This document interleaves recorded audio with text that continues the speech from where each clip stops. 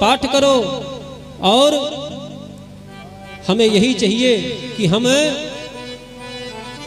मथुरा पर विजय प्राप्त करें। महाराज था तो दुष्ट ही। ब्राह्मण लोग बैठ गए पूजा पाठ के लिए, पूजा पाठ के लिए बैठ गए। भगवान ने कहा देखो भाई अब की बार ब्राह्मणों का मान रखना है। दाऊ भैया को बुलाए। दाऊ भैया से बोले भैया नाना जी फिर आ रहे हैं, जरासंध जी फिर आ रहे हैं आक्रमण के लिए।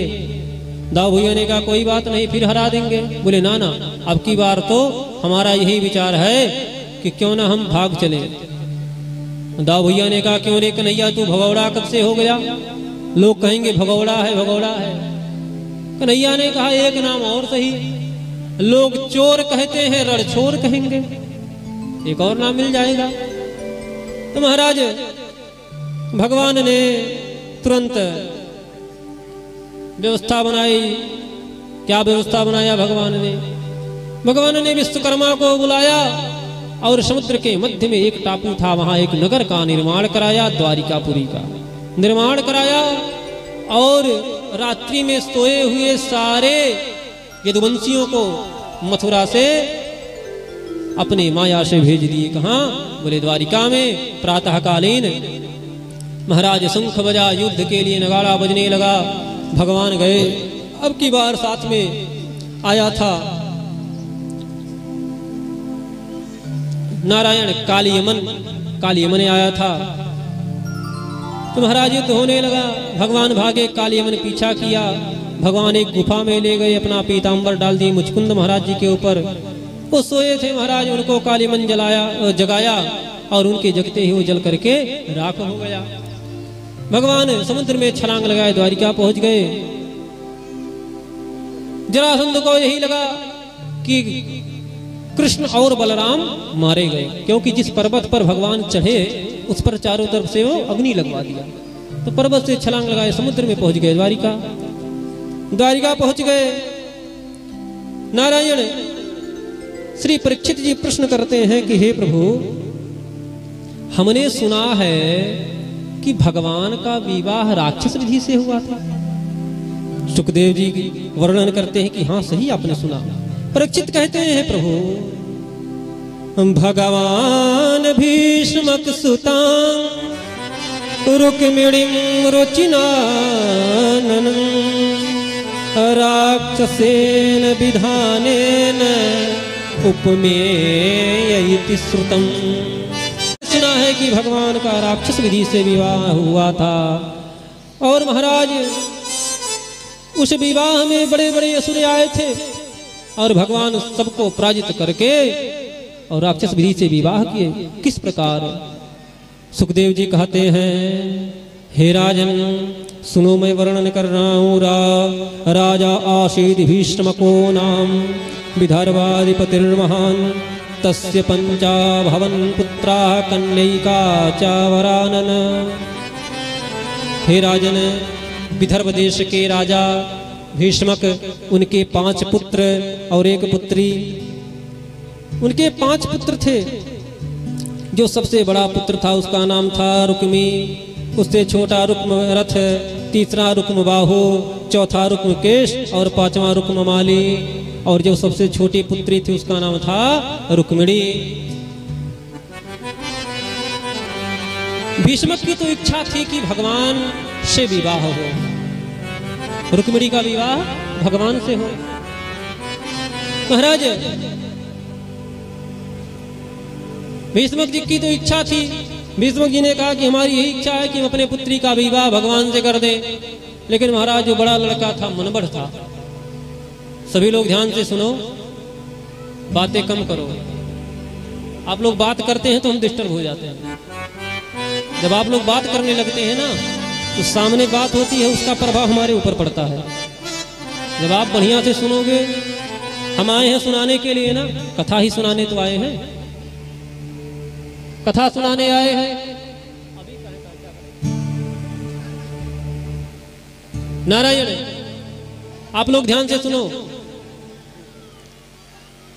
भीष्मक जी की इच्छा थी कि भगवान से विवाह हो, भगवान से विवाह हो, लेकिन रुक्मी जो था बड़ा पुत्र था, उसने कहा नाना उस भगवरे से, उस जो चोर है ना, उससे हम अपने बहन का विवाह नहीं होने देंगे। फिर किससे? हम तो विवाह तय कराए अपने मित्र से, शिशुपाल से। अब महाराज बड़े पुत्र के जिद पर क्या करें, लेकिन भीष्मक जी महाराज भगवान के गुणों को सुना सुना करके रुक्मिणी के हृदय में भगवान के प्रति प्रेम स्थापित कर दिए। महाराज नारद जी आए दिन नारद जी आ जाते और भगवान के गुणों को सुनाते। रुक्मिणी के हृदय में प्रेम हो गया, रुक्मिणी के हृदय में प्रेम हो गया। विवाह के दिन तारीख थी निश्चित हुई। महाराज शिशुपाल ब्याह कर ले जाएगा, तो रुक्मिणी चाह रही क्या कि भगवान से ब्याह हो। तो रुक्मिणी ने पत्र लिखा, रुक्मिणी ने पत्र लिखा भगवान के लिए कि भगवान आओ और मुझे लेकर चलो। महाराज जैसे कल विवाह है, आज ही एक दिन के पहले ही एक पंडित जी के हाथ से, ब्राह्मण के हाथ से एक पत्र लिखकर भेज दी। ब्राह्मण देवता शाम में पहुंचे द्वारिकापुरी। अब भगवान के यहाँ तो ब्राह्मण साधु संत, इनके लिए तो कोई रोक टोक था नहीं। वो ब्राह्मण देवता जब पहुंचे, उनका स्वागत हुआ, सत्कार हुआ। भगवान स्वागत सत्कार किए, बढ़िया भोजन पवाए और वस्त्र इत्यादि दिए, गोदान इत्यादि किए। भगवान सारी विधि किए और पूछे महाराज आप कहाँ से आए हो, क्या बात है, क्या चाहिए। तो ब्राह्मण देवता ने एक पत्र लिखा। ओ लिखा हुआ जो पत्र था, वो पत्र भगवान को भेंट कर दिया। भगवान ने जब वो पत्र खोले तो उसमें लिखा था, श्रुत्वा गुणान भुवन सुंदर शृण्वतां ते निवर्षया कर्ण विवरैर्हरोतांग।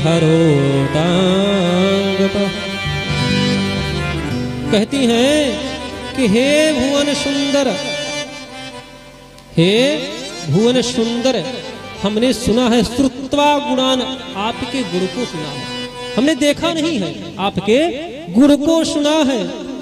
और आपके गुण जो थे, आपके गुण हमारे कर्ण विवरई, हमारे कन के क्षेत्र में कर्ण विवरई है, हमारे कान के क्षेत्र के द्वारा हृदय में आए। तंगताप हृदय में आए और आपसे हमारा मन जो है वो लग गया।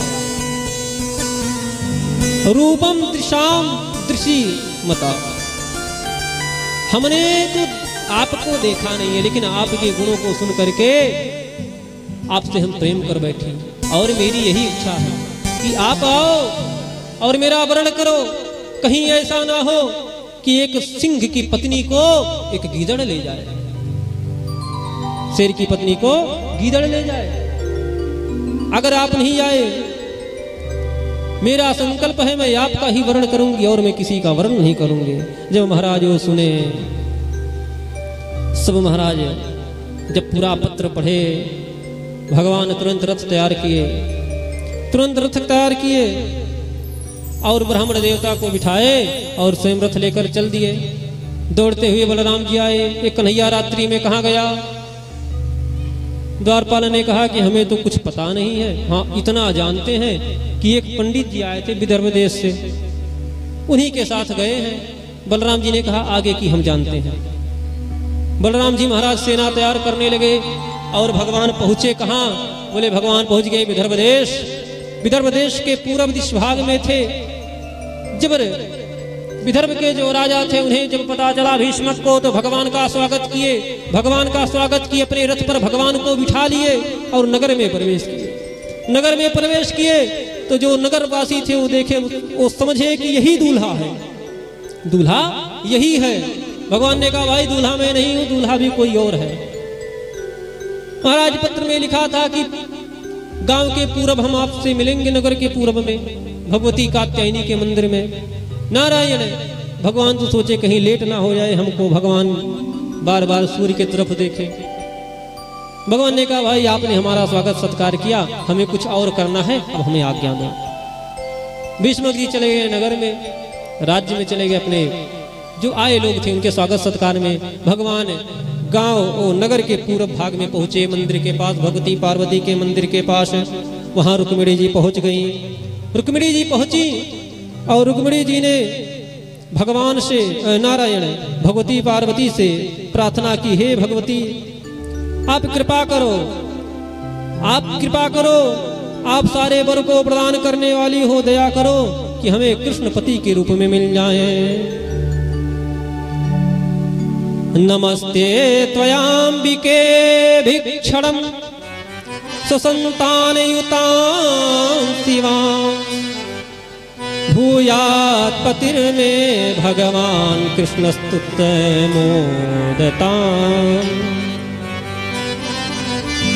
क्या कहीं, हे अंबिके, नमस्ते अंबिके, हे अंबिके तुम्हें नमस्कार है, तुम्हारे पति शंकर एवं पुत्र गणेश आदि के साथ मैं तुम्हें प्रणाम करती हूँ। जो बात भगवती दुर्गा कही थी, देखो ऐसा प्रतीत होता है कि इस श्लोक की जो है ना अनुवाद हो मानस की चौपाई।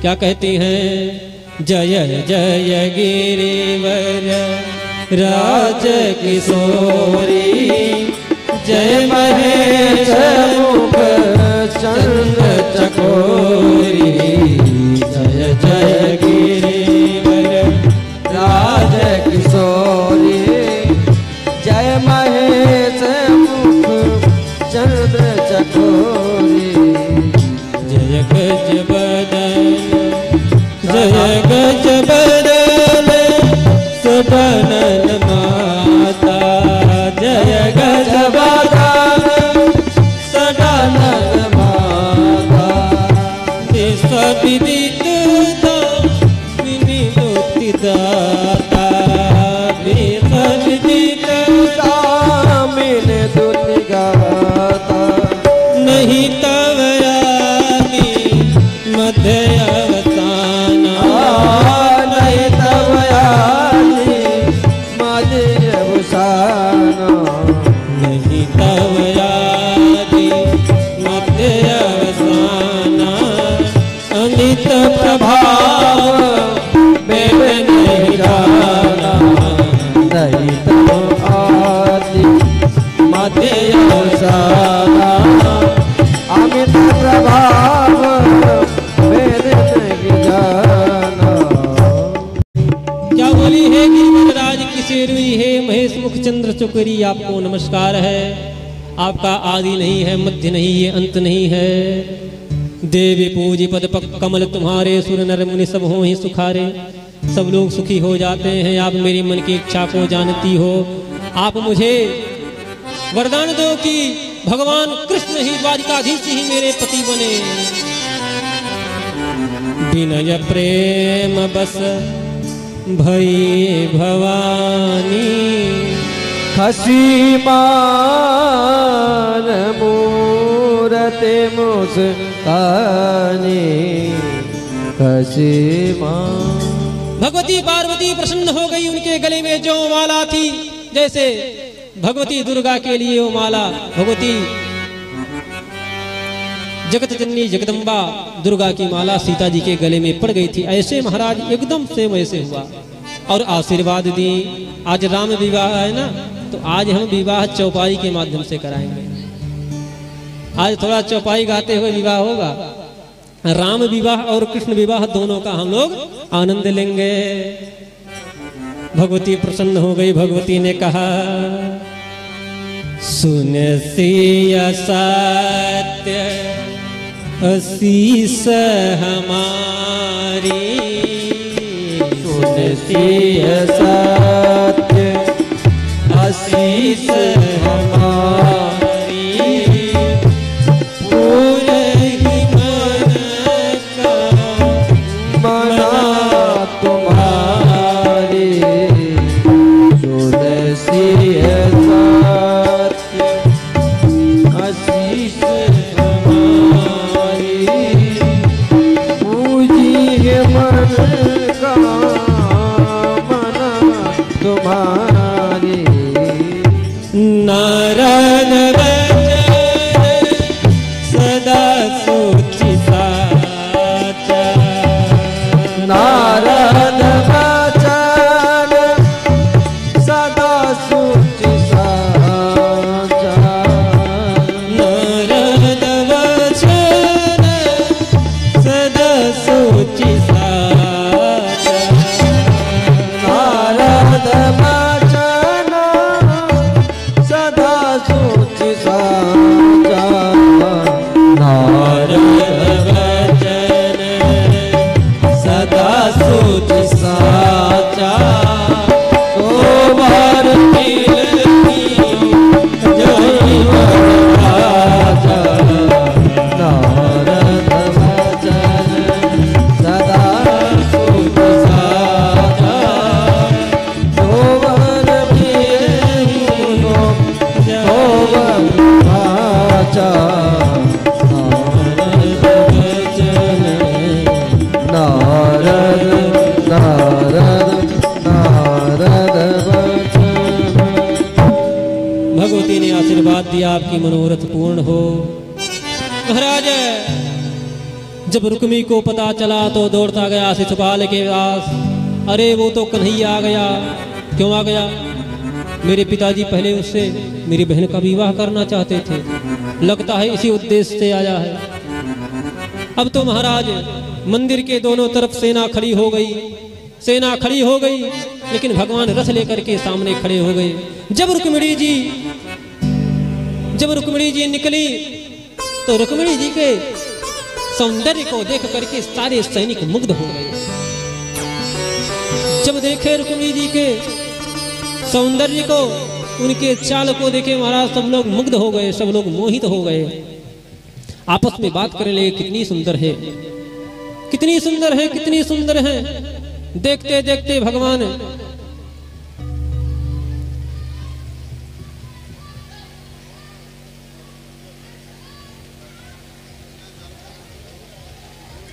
से कोई भी बच्चे हल्ला मत करें, नहीं तो पड़ाका। देखते रह गए। देखते ही देखते सुखदेव कहते हैं कि हे राजन,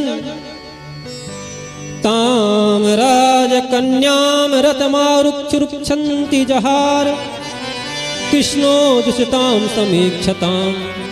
देखते ही देखते भगवान ने सबको मोहित किया और रुक्मिणी जी आगे बढ़ी तो भगवान ने क्या किया? रथम आरोप्यम सुलक्षणम राजचक्रम परिभूय माधवः। माधवः रथ चक्रम रथमारोप्य भगवान ने उस रथ में बिठा लिया और रथ पर चाबुक लगाया। लोग देखते रह गए। जब रथ कुछ दूर तक गया लोगों ने कहा कितना बढ़िया घोड़ा है, कितना बढ़िया रथ है, पताका कितना बढ़िया है। जब रथ दूर चला गया तो एक ने कहा हम आए क्यों थे? तब तक कहा तीसरे ने पकड़ो पकड़ो, भाग गया भाग गया भाग गया। सैनिक पीछे पीछे दौड़ने लगे। समाचार गया रुक्मी के पास। अब तो महाराज सेना लेकर के रुक्मी चल दिया, लेकर चल दिया महाराज। भगवान को ललकारा, चारों तरफ से घेर लिया। तब तक वहां आगे से आ गए बलराम जी। बलराम जी ने कहा भैया कन्हैया चिंता मत करना, चिंता मत करना, मैं आ गया हूं। तू चल बहू को लेकर के घर, मैं इनको संभाल ले रहा हूं। सेना लेकर आ गए महाराज। युद्ध प्रारंभ हो गया। भगवान चले, पीछे पीछे रुक्मी भगवान को दौड़ाया दौड़ाया। नारायण जब पीछे पीछे रुक्मी ललकारा, भगवान से रहा नहीं गया। भगवान रुक गए और दोनों लोगों में युद्ध हुआ। भगवान उसको परास्त किए और अपना खंजर निकाले, खड्ग निकाले, तलवार निकाल ली। जब निकाले तो रुक्मी को लगा कि मारेंगे, रुक्मिणी को लगा कि मारेंगे।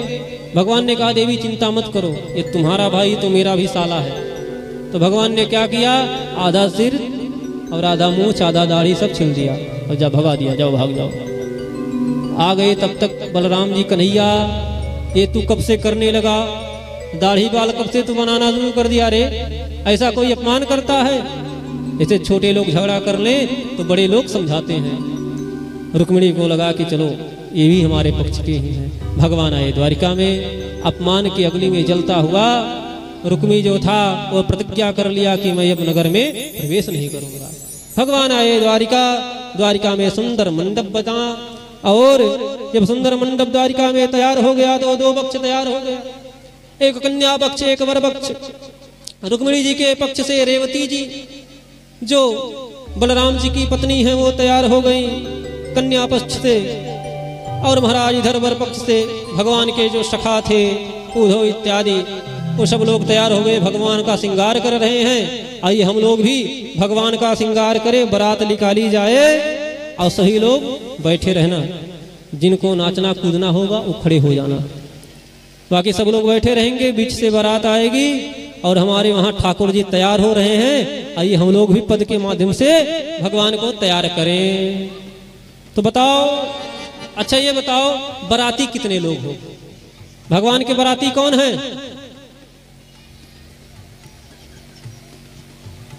अच्छा है आप लोग का प्रसाद पावे खाली आए हैं, टिक्कर पाने वाले कितने हैं? अरे कम से कम भगवान के व्रतिया बन जाओ, जीवन में बहुत व्रतिया बने महाराज। ऐसा भी बारात किए होगे जहां लाठी पड़ा होगा, ऐसे भी विवाह में गए होगे जहां स्वागत में लाठी डंडा पड़ा होगा। अरे भगवान का बारात है, अरे इसमें तो मिलेगा ही बढ़िया। देखो सब रखा हुआ है, इधर नमकीन बिस्किट चॉकलेट, उधर लाई रखा है, सब रखा है, भरा पड़ा है, खाने को मिलेगा। चिंता मत करो, डंडा नहीं मिलेगा। बाराती लोग हाथ उठाओ, सब व्रती आ गए। हाँ, राम नाम में आलसी, भोजन में होशियार, खाने को मिलेगा, सब लोग हाथ उठा लिए। अच्छा बताओ घरतिया कितने लोग हो? घराती वाले, अच्छा इधर वाले हाथ नहीं उठाएंगे, इधर से माता लोग उठा रही हैं हाथ, लड़की पक्ष वाली हैं। हाँ इधर ही बैठी हैं, ठीक है बैठी रहो।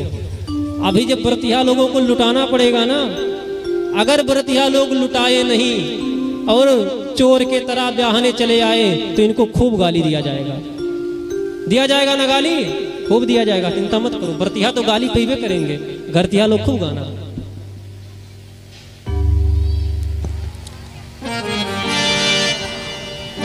ओ मेरे कानान बाधी कमाल पगड़ी, तोरी केसरिया तोड़ी सी लाल पगड़ी, तोड़ी केसरिया तोड़ी सी लाल पगड़ी। मेरे कानान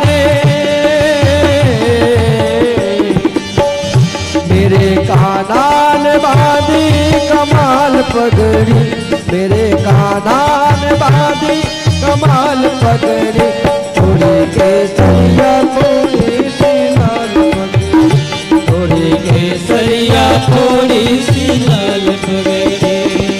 लाल पगड़ी हाँ कमाल पगड़ी, लाल पगड़ी हाँ कमाल पगड़ी। मेरे कानान बाधी कमाल पगड़ी, मेरे कानान बाधी कमाल पगड़ी, थोड़ी केसरिया थोड़ी लाल पगड़ी, थोड़ी केसरिया थोड़ी लाल पगड़ी।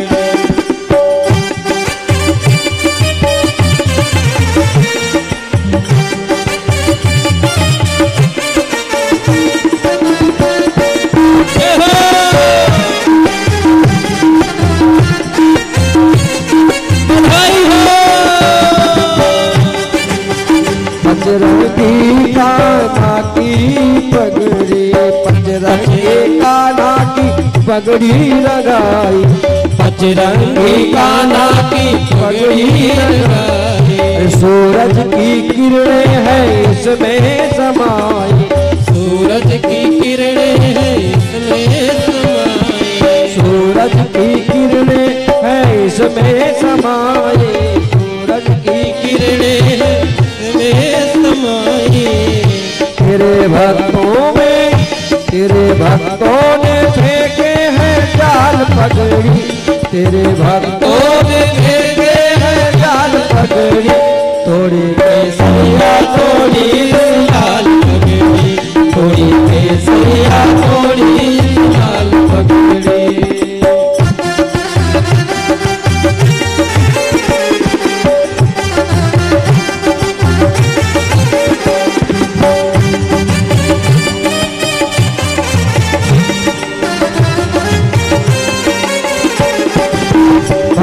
लेकर आवे।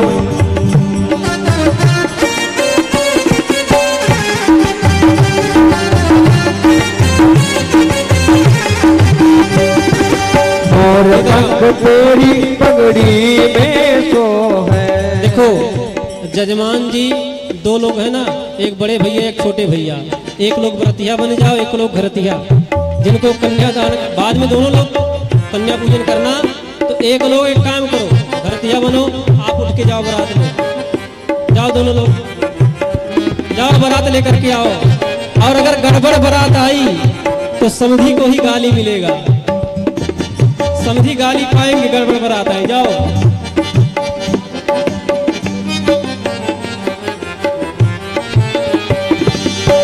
मोर पंख तेरी पगड़ी में सोहे, मोर पंख तेरी पगड़ी में सोहे, जिस पे तिलंगी मन सबका मोहे, जिस पे तिलंगी मन सबका मोहे, कहीं कर देना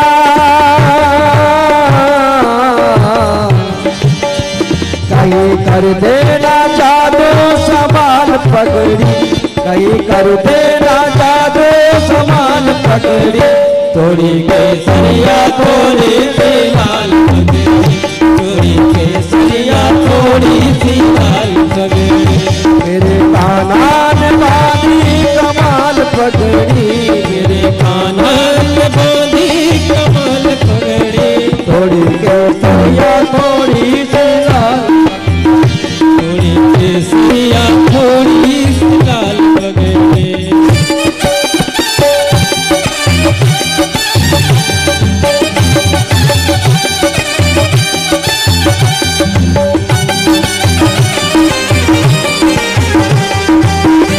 अब न लागे न लागे, अब न लागे न लागे, अब न लागे किया घर में परिवार में, अब न लागे किया घर में परिवार में, लुट गई शाम के प्यार, लुट गई शाम के प्यार में, ओ लुट गई शाम के प्यार में।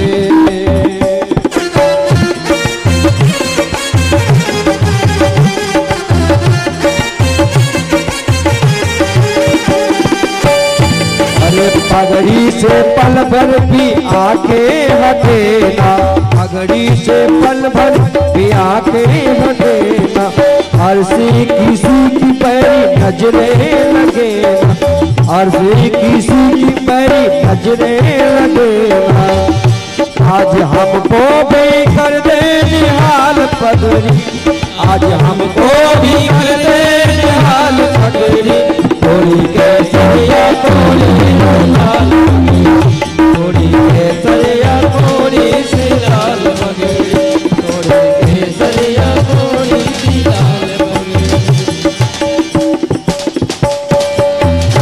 आज दूल्हा बने दुल्हन जोड़ी का जवाब